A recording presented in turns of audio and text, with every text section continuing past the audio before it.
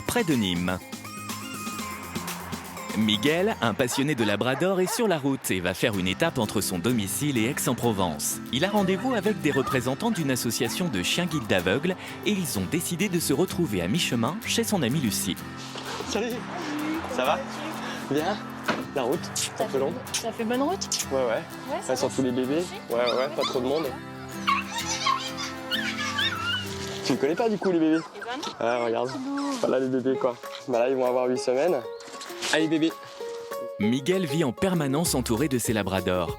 Une proximité qui lui a permis de développer un don particulier.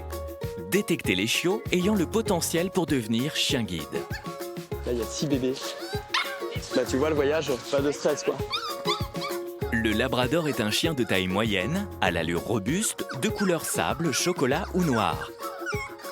À l'écoute, patient et docile, il est fantastique en tant que chien guide d'aveugle. Et voilà la maman.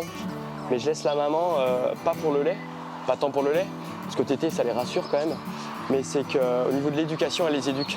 C'est pour ça que je laisse la maman jusqu'au bout, tu vois. Là elle joue avec eux, ils la suivent, tu vois, elle joue vraiment avec eux, tu vois. Et puis vu que Kina est une maman adorable. De pas les enlever trop tôt de leur Jamais. Et ça pour l'éducation c'est énorme. Et donc un chien qui est joueur souvent il est réceptif et donc plus apte à apprendre des choses. Depuis 15 ans, Miguel travaille avec des associations qui le laissent sélectionner les chiots les plus à même de réussir leur formation à l'école des chiens guides. Et dans la portée, 2 petites femelles semblent avoir toutes les qualités requises. Là, c'est 2 petites misses là.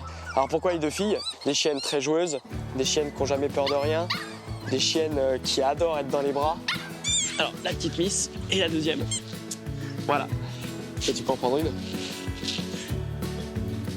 Voilà, ça c'est les 2 miss qui ont eu la chance, parce que pour moi c'est une chance, qui vont être éduquées pour les chiens guides. Voilà, qui sont amenées à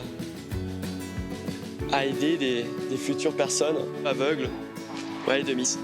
Par terre, hyper joyeuses, hyper joueuses. À partir du moment où on les prend dans les bras, Ils sont calmes. hyper calmes. C'est ce qu'on a besoin.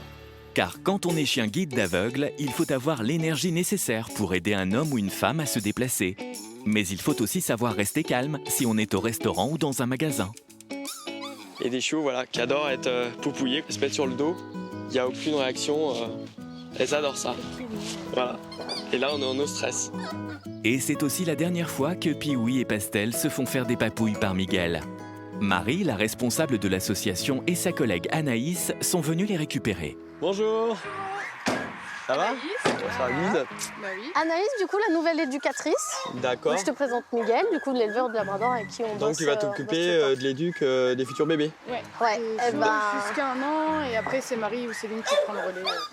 On va voir les petites. Oui. Allez, je les ai mis dans la voiture. Ah, c'est chouette. Là, elles sont cool. Les petites miss. Regarde. Oh, elles sont trop belles. En voilà une. Hop. Donc la future éducatrice. Merci. Et voilà. Oh, tu te Les petites princesse. miss Bon, elles sont toutes jolies. qui ont vu plein de choses déjà. Plein de choses et qui ont beaucoup voyagé. Donc la voiture, tu vois, déjà tu sais qu'il n'y aura pas de soucis. Elles sont bien habituées à la voiture. Même au bras, hein, ça bouge pas. Ah ouais. Bon, on va peut-être les poser un peu. Bah oui, parce que qu'elles ont la besoin de faire route, les les bras, besoins et tout. puis se dégourdir un peu les jambes quoi. Oh là là, Voilà les pépettes. les crevettes. Oui. Là elles vont se promener.